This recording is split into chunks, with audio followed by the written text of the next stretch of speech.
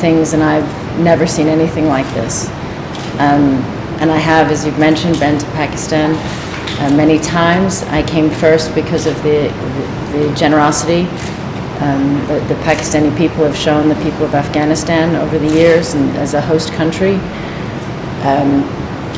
It's often the countries that don't have as much that give more than so many other countries.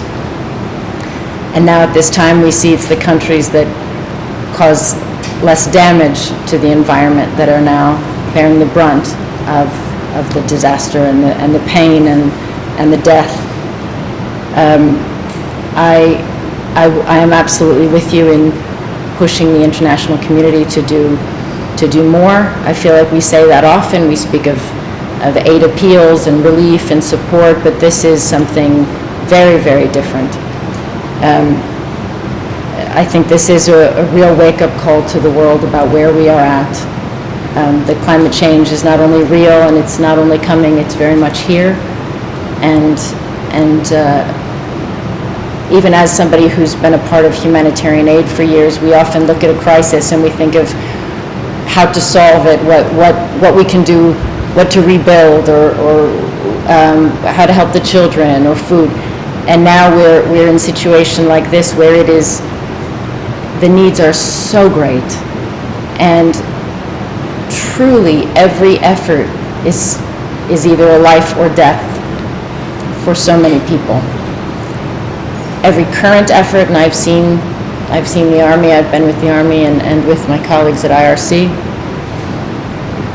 and I've seen those lives who were saved, but I've also seen those who I've been speaking to people and thinking if enough aid doesn't come, they won't be here in the next few weeks. They won't make it. Too many children, so malnourished,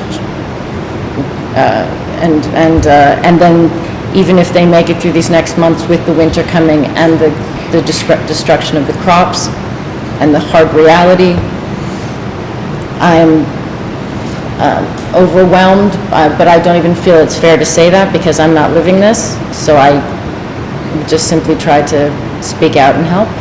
I really can't imagine what it feels like to be there. I see the very thought out, beyond this, to not only the emergency, but what to do, and all that it's going to take. And I'm here as a friend to Pakistan and to the many warm friends and relationships I have here, and will continue to return. My heart is very, very much with people at this time.